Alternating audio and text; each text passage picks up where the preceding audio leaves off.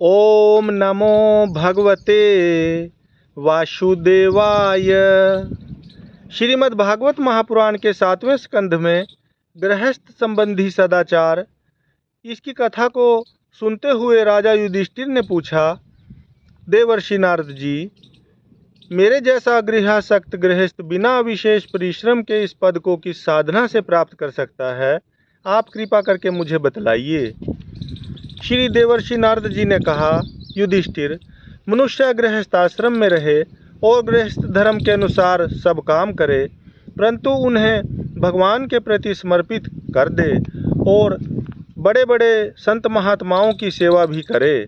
अवकाश के अनुसार विरक्त पुरुषों में निवास करे और बार बार श्रद्धापूर्वक भगवान के अवतारों की लीला सुधा का पान करता रहे। जैसे स्वप्न टूट जाने पर मनुष्य स्वप्न के संबंधियों से आसक्त नहीं रहता, वैसे ही ज्यों ज्यों सत्संग के द्वारा बुद्धि शुद्ध हो, त्यों ही त्यों शरीर, स्त्री, पुत्र, धन आदि की आसक्ति स्वयं छोड़ता चले, क्योंकि एक न एक दिन ये छूटने वाले ही हैं। बुद्धिमान पुरुष को आवश्यकता के अनुसार ही घर और शरीर की सेवा करनी चाहिए, अधिक नहीं। भीतर से विरक्त रहे और बाहर से रागी के समान लोगों में साधारण मनुष्यों जैसा ही व्यवहार कर ले। माता पिता, भाई बंधु, पुत्र मित्र, जाति वाले और दूसरे जो कुछ कहें अथवा जो कुछ चाहें, भीतर से ममता न रखकर उनका अनुमोदन कर दे। बुद्धिमान पुरुष वर्षा आदि के द्वारा होने वाले अन्न आदि, पृथ्वी से उत्पन्न होने वाले स्वर्ण आदि, अकस्मात प्राप्त होने वाले द्रव्य आदि तथा और सब प्रकार के धन भगवान के ही दिए हुए हैं, ऐसा समझकर प्रारब्ध के अनुसार उनका उपभोग करता हुआ संचय न करे। उन्हें पूर्वोक्त साधु सेवा आदि कर्मों में लगा दे। मनुष्यों का अधिकार केवल उतने ही धन पर है जितने से उनकी भूख मिट जाए। इससे अधिक संपत्ति को जो अपनी मानता है वह चोर है, उसे दंड मिलना चाहिए। हरिण, ऊंट, गधा, बंदर, चूहा, सरीसृप, रेंग कर चलने वाले प्राणी, पक्षी और मक्खी आदि को अपने पुत्र के समान ही समझे। उनमें और पुत्रों में अंतर ही कितना है। गृहस्थ मनुष्यों को भी धर्म, अर्थ और काम के लिए बहुत कष्ट नहीं उठाना चाहिए, बल्कि देश, काल और प्रारब्ध के अनुसार जो कुछ मिल जाए उसी से संतोष करना चाहिए। अपनी समस्त भोग सामग्रियों को कुत्ते, पतित और चांडाल पर्यंत सब प्राणियों को यथा योग्य बांटकर ही अपने काम में लाना चाहिए। और तो क्या, अपनी स्त्री को भी, जिसे मनुष्य समझता है कि यह मेरी है, अतिथि आदि की निर्दोष सेवा में नियुक्त रखे। लोग स्त्री के लिए अपने प्राण तक दे डालते हैं, यहाँ तक कि अपने माँ बाप और गुरु को भी मार डालते हैं। उस स्त्री पर से जिसने अपनी ममता हटा ली, उसने स्वयं नित्य विजयी भगवान पर भी विजय प्राप्त कर ली। यह शरीर अंत में कीड़े, विष्ठा या राख की ढेरी होकर रहेगा। कहाँ तो यह तुच्छ शरीर और इसके लिए जिसमें आसक्ति होती है वह स्त्री, और कहाँ अपनी महिमा से आकाश को भी ढक रखने वाला अनंत परमात्मा। गृहस्थ को चाहिए कि प्रारब्ध से प्राप्त और पंचयज्ञ आदि से बचे हुए अन्न से ही अपना जीवन निर्वाह करे। जो बुद्धिमान पुरुष इसके सिवा और किसी वस्तु में स्वत्व नहीं रखते, उन्हें संतों का पद प्राप्त होता है। अपनी वर्णाश्रम विहित वृत्ति के द्वारा प्राप्त सामग्रियों से प्रतिदिन देवता, ऋषि, मनुष्य, भूत और पितृगण का तथा अपने आत्मा का पूजन करना चाहिए। यह एक ही परमेश्वर की भिन्न भिन्न रूपों में आराधना है। यदि अपने को अधिकार आदि यज्ञ के लिए आवश्यक सब वस्तुएं प्राप्त हों तो बड़े बड़े यज्ञ या अग्निहोत्र आदि के द्वारा भगवान की आराधना करनी चाहिए। युधिष्ठिर, वैसे तो समस्त यज्ञों के भोक्ता भगवान ही हैं, परंतु ब्राह्मण के मुख में अर्पित किए हुए हविष्यान्न से उनकी जैसी तृप्ति होती है, वैसी अग्नि के मुख में हवन करने से नहीं। इसलिए ब्राह्मण, देवता, मनुष्य आदि सभी प्राणियों में यथा योग्य उनके उपयुक्त सामग्रियों के द्वारा सबके हृदय में अंतर्यामी रूप से विराजमान भगवान की पूजा करनी चाहिए। इनमें प्रधानता ब्राह्मणों की ही है। धनी द्विज को अपने धन के अनुसार आश्विन मास के कृष्ण पक्ष में अपने माता पिता तथा उनके बंधुओं, पितामह, मातामह आदि का भी महालय श्राद्ध करना चाहिए।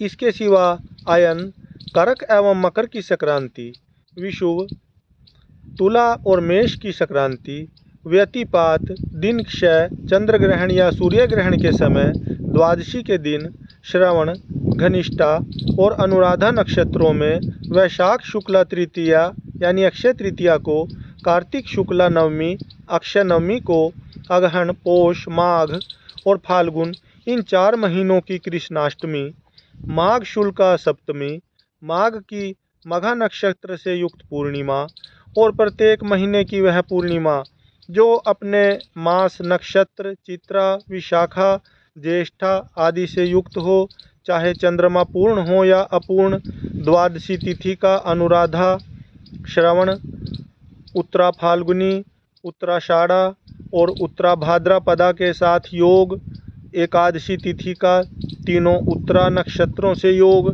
अथवा जन्म नक्षत्र या श्रवण नक्षत्र से योग, ये सारे समय पितृगणों का श्राद्ध करने योग्य एवं श्रेष्ठ हैं। ये योग केवल श्राद्ध के लिए ही नहीं, सभी पुण्य कर्मों के लिए उपयोगी हैं। ये कल्याण की साधना के उपयुक्त और शुभ की अभिवृद्धि करने वाले हैं। इन अवसरों पर अपनी पूरी शक्ति लगाकर शुभ कर्म करने चाहिए, इसी में जीवन की सफलता है।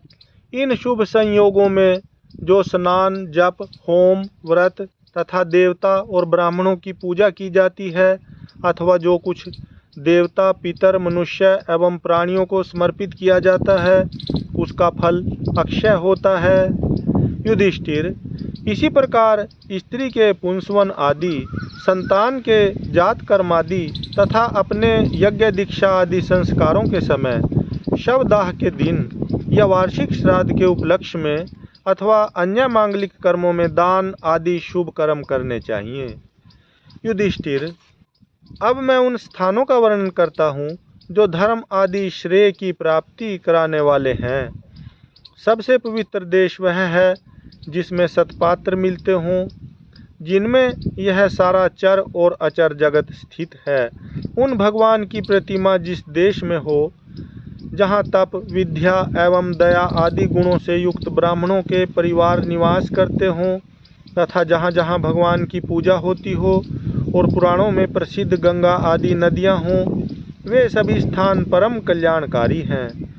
पुष्कर आदि सरोवर, सिद्ध पुरुषों के द्वारा सेवित क्षेत्र, कुरुक्षेत्र, गया, प्रयाग, उल्हाश्रम, शालग्राम क्षेत्र, नैमिषारण्य, फाल्गुन क्षेत्र, सेतुबंध, प्रभास, द्वारका, काशी, मथुरा, पंपासर, बिंदु सरोवर, बद्रिकाश्रम, अलकनंदा, भगवान सीताराम जी के आश्रम, अयोध्या, चित्रकूट आदि, महेंद्र और मलय आदि समस्त कुल पर्वत और जहाँ जहाँ भगवान के अर्चावतार हैं, वे सब के सब देश अत्यंत पवित्र हैं। कल्याणकामी पुरुष को बार बार इन देशों का सेवन करना चाहिए। इन स्थानों पर जो पुण्य कर्म किए जाते हैं, मनुष्यों को उनका 1000 गुना फल मिलता है। युधिष्ठिर, पात्र निर्णय के प्रसंग में पात्र के गुणों को जानने वाले विवेकी पुरुषों ने एकमात्र भगवान को ही सत्पात्र बतलाया है। यह चराचर जगत उन्हीं का स्वरूप है। अभी तुम्हारे इसी यज्ञ की बात है। देवता, ऋषि, सिद्ध और सनिकादिकों के रहने पर भी अगर पूजा के लिए भगवान श्री कृष्ण को ही पात्र समझा गया, असंख्य जीवों से भरपूर इस ब्रह्मांड रूप महावृक्ष के एकमात्र मूल भगवान श्री कृष्ण ही हैं। इसलिए उनकी पूजा से समस्त जीवों की आत्मा तृप्त हो जाती है। उन्होंने मनुष्य, पशु, पक्षी, ऋषि और देवता आदि के शरीर रूप पुरों की रचना की है तथा वे ही इन पुरों में जीव रूप से शयन भी करते हैं। इसी से उनका एक नाम पुरुष भी है। युधिष्ठिर, एक रस रहते हुए भी भगवान इन मनुष्यादि शरीरों में उनकी विभिन्नता के कारण न्यूनाधिक रूप से प्रकाशमान हैं। इसलिए पशु पक्षी आदि शरीरों की अपेक्षा मनुष्य ही श्रेष्ठ पात्र हैं। और मनुष्यों में भी जिसमें भगवान का अंश तप योग आदि जितना ही अधिक पाया जाता है वह उतना ही श्रेष्ठ है। युधिष्ठिर, त्रेता आदि युगों में जब विद्वानों ने देखा कि मनुष्य परस्पर एक दूसरे का अपमान आदि करते हैं, तब उन लोगों ने उपासना की सिद्धि के लिए भगवान की प्रतिमा की प्रतिष्ठा की। तभी से कितने ही लोग बड़ी श्रद्धा और सामग्री से प्रतिमा में ही भगवान की पूजा करते हैं, परंतु जो मनुष्य से द्वेष करते हैं उन्हें प्रतिमा की उपासना करने पर भी सिद्धि नहीं मिल सकती। युधिष्ठिर, मनुष्यों में भी ब्राह्मण विशेष सुपात्र माना गया है, क्योंकि वह अपनी तपस्या, विद्या और संतोष आदि गुणों से भगवान के वेद रूप शरीर को धारण करता है। महाराज, हमारी और तुम्हारी तो बात ही क्या, ये जो सर्वात्मा भगवान श्री कृष्ण हैं, इनके भी इष्ट देव ब्राह्मण ही हैं, क्योंकि उनके चरणों की धूल से तीनों लोक पवित्र होते रहते हैं। गृहस्थों के लिए मोक्ष धर्म का वर्णन करते हुए देवर्षि नारद जी आगे की कथा में कहते हैं, युधिष्ठिर, कुछ ब्राह्मणों की निष्ठा कर्म में, कुछ की तपस्या में, कुछ की वेदों के स्वाध्याय और प्रवचन में, कुछ की आत्मज्ञान के संपादन में तथा कुछ की योग में होती है। गृहस्थ पुरुष को चाहिए कि श्राद्ध अथवा देव पूजा के अवसर पर अपने कर्म का अक्षय फल प्राप्त करने के लिए ज्ञाननिष्ठ पुरुष को ही हव्य कव्य का दान करे। यदि वह न मिले तो योगी प्रवचनकार आदि को यथा योग्य और यथाक्रम देना चाहिए। देव कार्य में 2 और पितर कार्य में 3 अथवा दोनों में एक एक ब्राह्मण को भोजन कराना चाहिए। अत्यंत धनी होने पर भी श्राद्ध कर्म में अधिक विस्तार नहीं करना चाहिए, क्योंकि सगे संबंधी आदि स्वजनों को देने से और विस्तार करने से देश कालोचित श्रद्धा, पदार्थ, पात्र और पूजन आदि ठीक ठीक नहीं हो पाते। देश और काल के प्राप्त होने पर ऋषि मुनियों के भोजन करने योग्य शुद्ध हविष्यान्न भगवान को भोग लगाकर श्रद्धा से विधि पूर्वक योग्य पात्र को देना चाहिए। वह समस्त कामनाओं को पूर्ण करने वाला और अक्षय होता है। देवता, ऋषि, पितर, अन्य प्राणी, स्वजन और अपने आप को भी अन्न का विभाजन करने के समय परमात्म स्वरूप ही देखे। धर्म का मर्म जानने वाला पुरुष श्राद्ध में मांस का अर्पण न करे और न ही स्वयं उसे खाए, क्योंकि पितरों को ऋषि मुनियों के योग्य हविष्यान्न से जैसी प्रसन्नता होती है वैसी पशु हिंसा से नहीं होती। जो लोग स्वधर्म पालन की अभिलाषा रखते हैं उनके लिए इससे बढ़कर और कोई धर्म नहीं है कि किसी भी प्राणी को मन, वाणी और शरीर से किसी प्रकार का कष्ट न दिया जाए। इसी से कोई यज्ञ तत्व को जानने वाले ज्ञानी ज्ञान के द्वारा प्रज्वलित आत्म संयम रूप अग्नि में इन कर्म में यज्ञों का हवन कर देते हैं और बाह्य कर्म कलापों से उपरत हो जाते हैं। जब कोई इन द्रव्य में यज्ञों से यजन करना चाहता है तब सभी प्राणी डर जाते हैं। वे सोचने लगते हैं कि यह अपने प्राणों का पोषण करने वाला निर्दयी मूर्ख मुझे अवश्य मार डालेगा।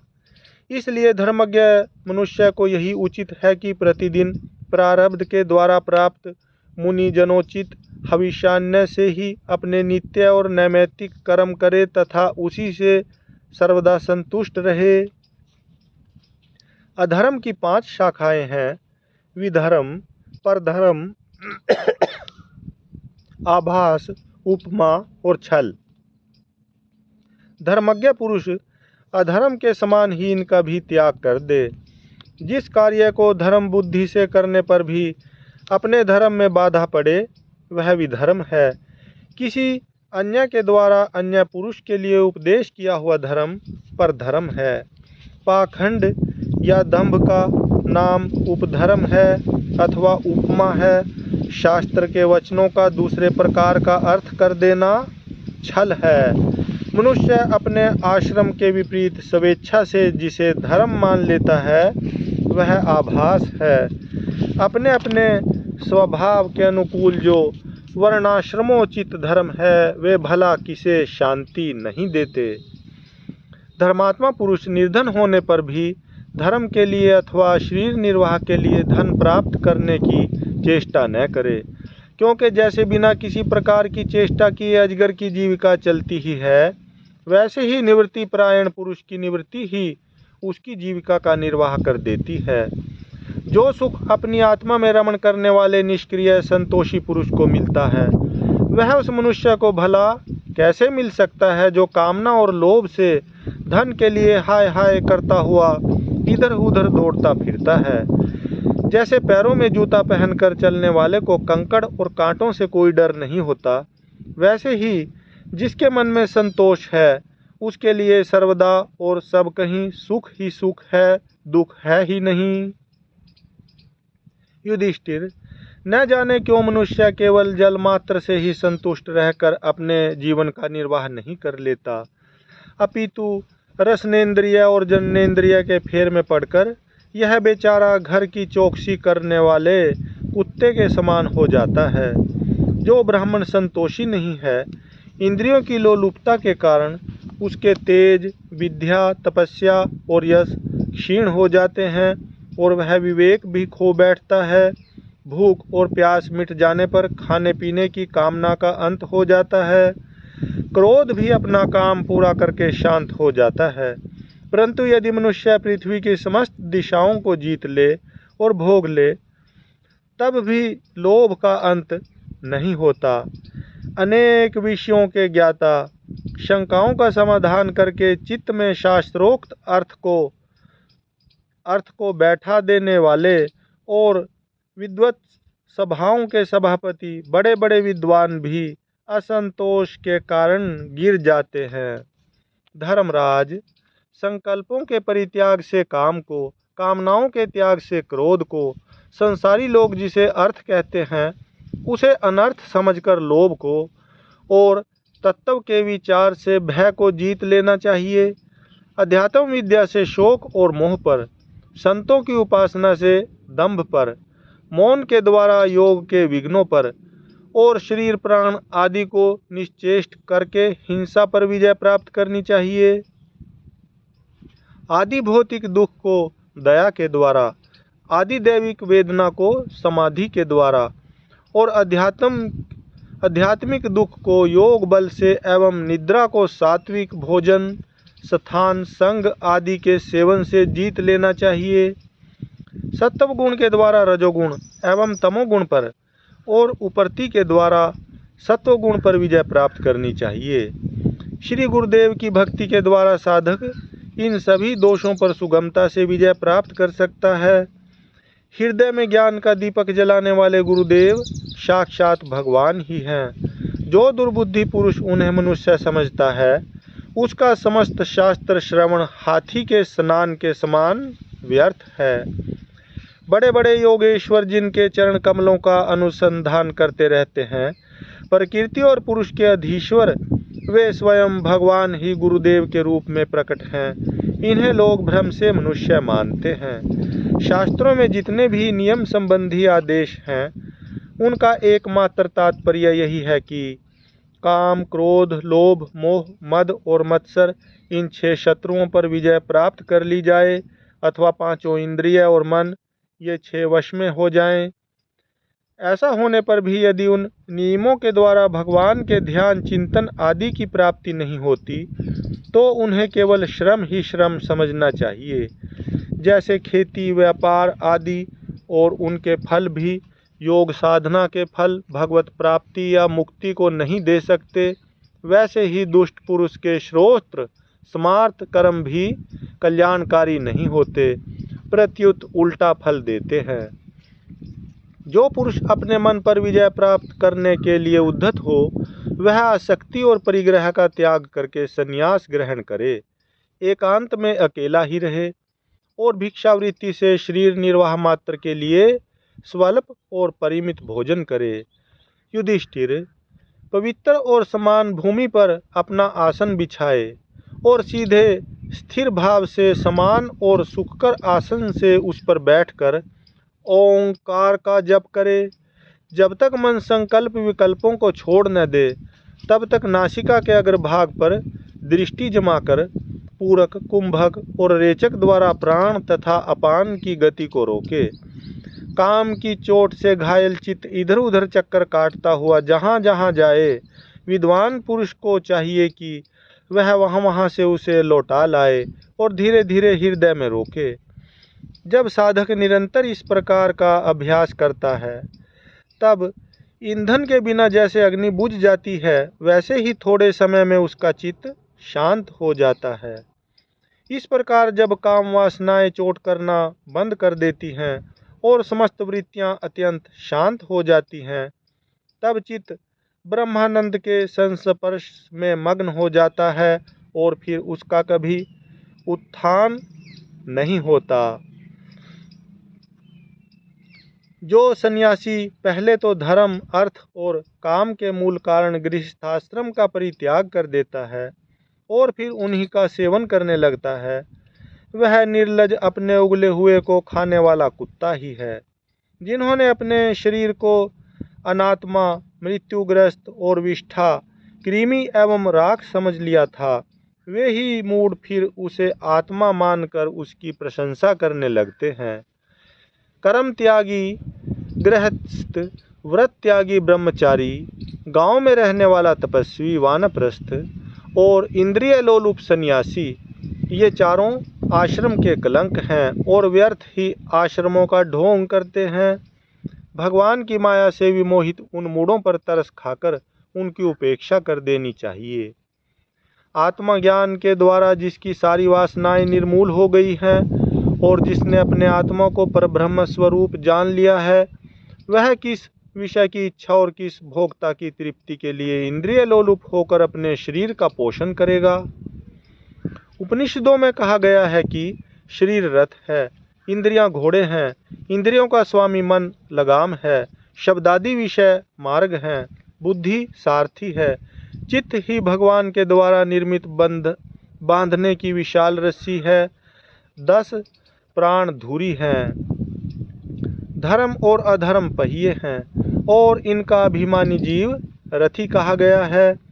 ओंकार ही उसका रथी धनुष है, शुद्ध जीवात्मा बाण और परमात्मा लक्ष्य है।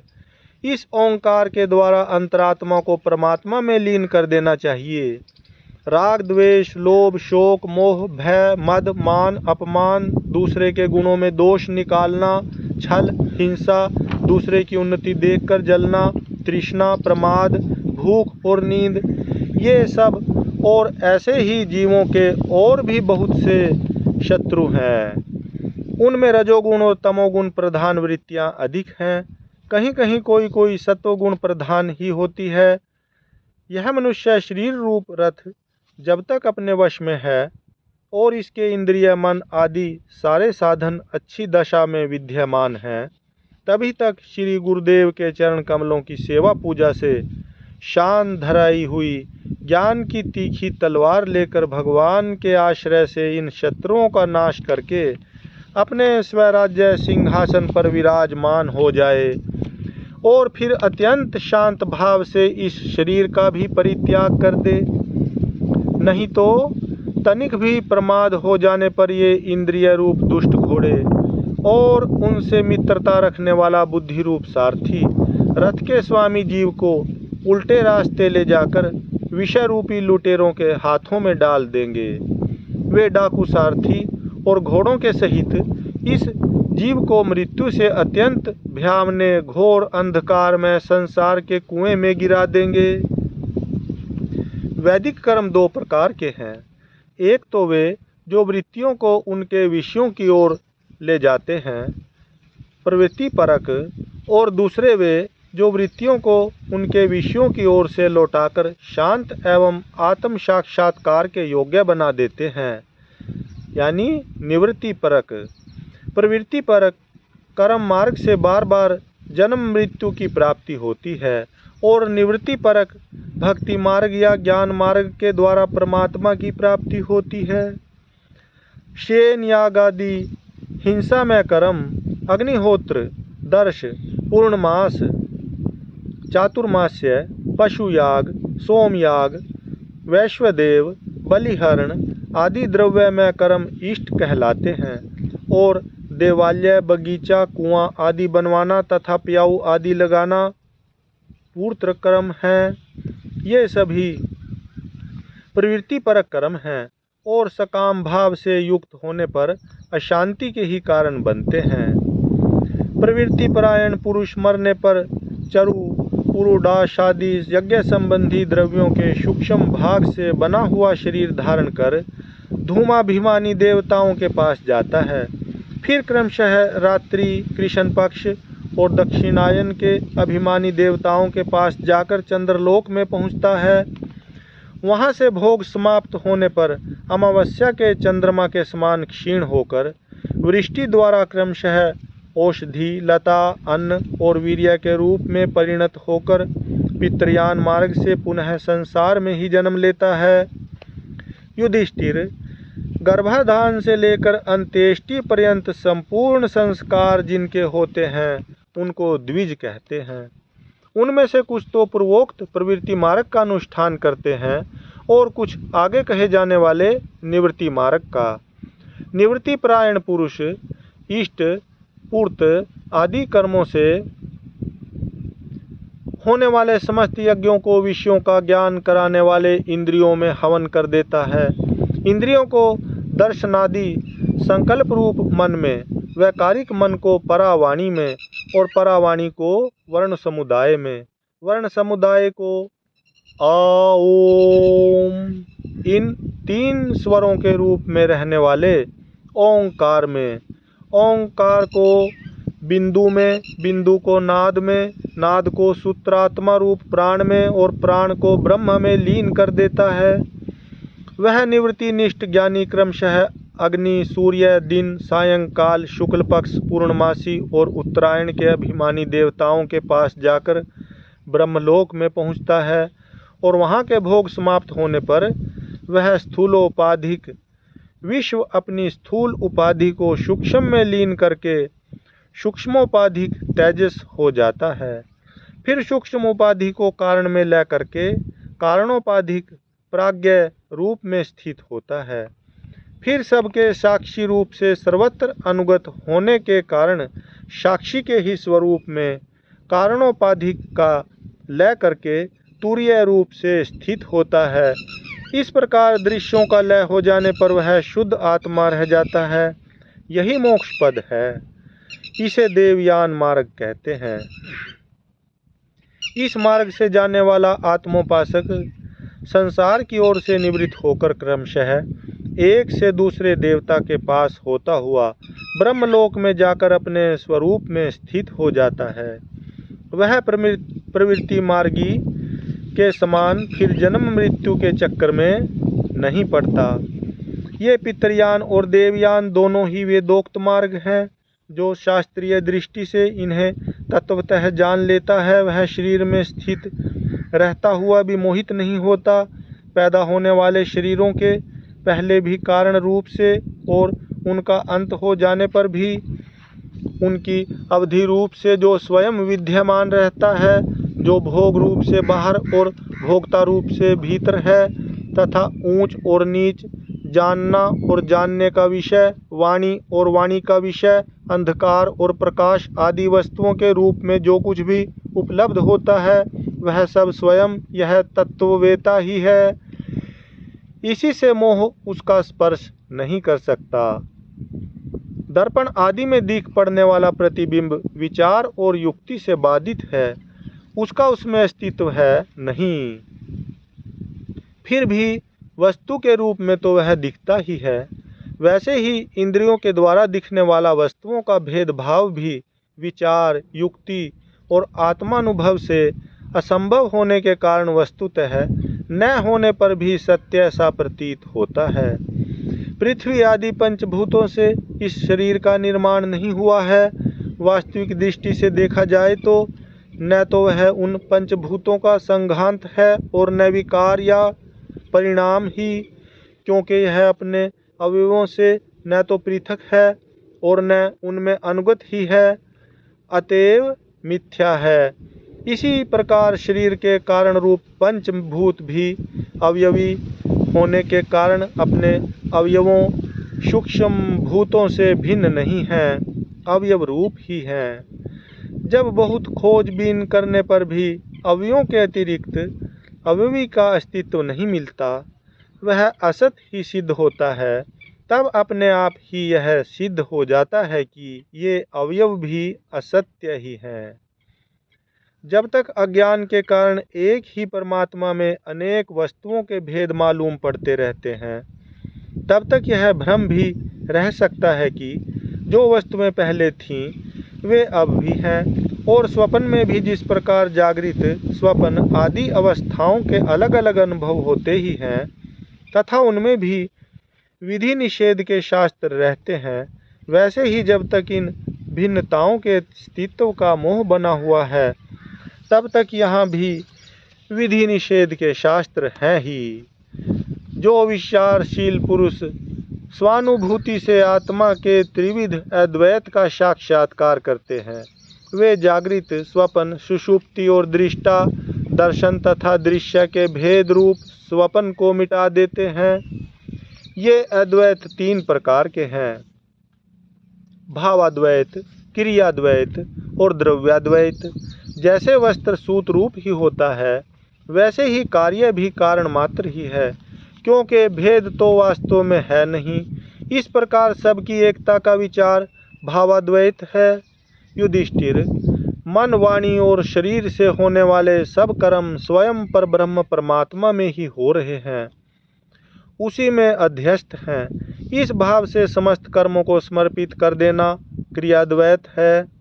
स्त्री पुत्र आदि सगे संबंधी एवं संसार के अन्य समस्त प्राणियों के तथा अपने स्वार्थ और भोग एक ही हैं, उनमें अपने और पराये का भेद नहीं है।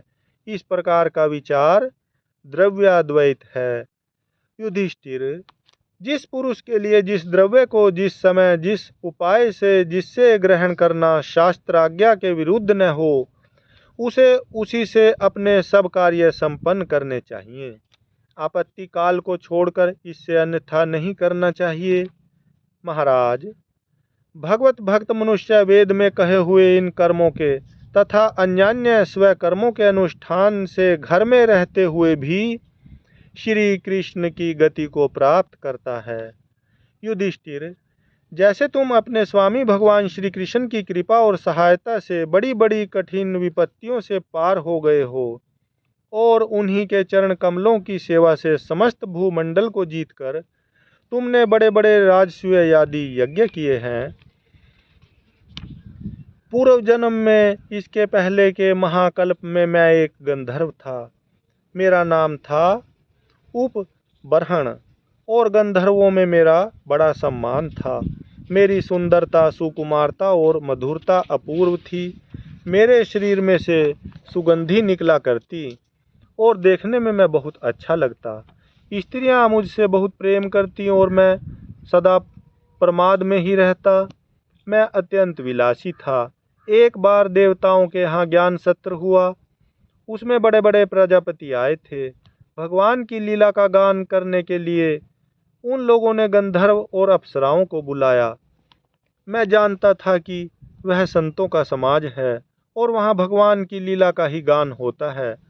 फिर भी मैं स्त्रियों के साथ लौकिक गीतों का गान करता हुआ उन्मत्त की तरह वहाँ जा पहुँचा। देवताओं ने देखा कि यह तो हम लोगों का अनादर कर रहा है। उन्होंने अपनी शक्ति से मुझे शाप दे दिया कि तुमने हम लोगों की अवहेलना की है, इसलिए तुम्हारी सारी सौंदर्य संपत्ति नष्ट हो जाए और तुम शीघ्र ही शूद्र हो जाओ। उनके शाप से मैं दासी का पुत्र हुआ, किंतु उस शूद्र जीवन में किए हुए महात्माओं के सत्संग और सेवा शुश्रूषा के प्रभाव से मैं दूसरे जन्म में ब्रह्मा जी का पुत्र हुआ। संतों की अवहेलना और सेवा का यह मेरा प्रत्यक्ष अनुभव है। संत सेवा से ही भगवान प्रसन्न होते हैं। मैंने तुम्हें गृहस्थों का पाप नाशक धर्म बतला दिया। इस धर्म के आचरण से गृहस्थ भी अनायास ही सन्यासियों को मिलने वाला परम पद प्राप्त कर लेता है। युधिष्ठिर, इस मनुष्य लोक में तुम लोगों के भाग्य अत्यंत प्रशंसनीय हैं, क्योंकि तुम्हारे घर में साक्षात परब्रह्म परमात्मा मनुष्य का रूप धारण करके गुप्त रूप से निवास करते हैं। इसी से सारे संसार को पवित्र कर देने वाले ऋषि मुनि बार बार उनका दर्शन करने के लिए चारों ओर से तुम्हारे पास आया करते हैं।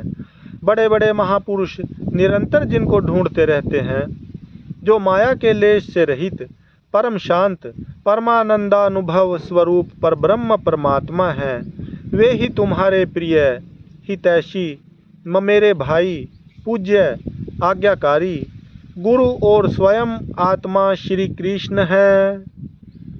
शंकर ब्रह्मा आदि भी अपनी सारी बुद्धि लगाकर वे यह हैं, इस रूप में उनका वर्णन नहीं कर सके।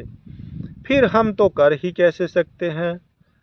हम मौन भक्ति और संयम के द्वारा ही उनकी पूजा करते हैं। कृपा हमारी यह पूजा स्वीकार करके भक्त वत्सल भगवान हम पर प्रसन्न हों। श्री सुखदेव जी कहते हैं, परीक्षित, देवर्षि नारद का यह प्रवचन सुनकर राजा युधिष्ठिर को अत्यंत आनंद हुआ। उन्होंने प्रेम विहल होकर देवर्षि नारद और भगवान श्री कृष्ण की पूजा की। देवर्षि नारद भगवान श्री कृष्ण और राजा युधिष्ठिर से विदा लेकर और उनके द्वारा सत्कार पाकर चले गए। भगवान श्री कृष्ण ही परब्रह्म हैं, यह सुनकर युधिष्ठिर के आश्चर्य की सीमा न रही। परीक्षित, इस प्रकार मैंने तुम्हें दक्ष पुत्रियों के वंशों का अलग अलग वर्णन सुनाया। उन्हीं के वंश में देवता, असुर, मनुष्य आदि और संपूर्ण चराचर की सृष्टि हुई है। हरि ओम तत्सत, हरि ओम तत्सत, हरि ओम तत्सत। इति श्री सप्तम स्कंध समाप्त। हरि ओम तत्सत, हरि ओम तत्सत, हरि ओम तत्सत।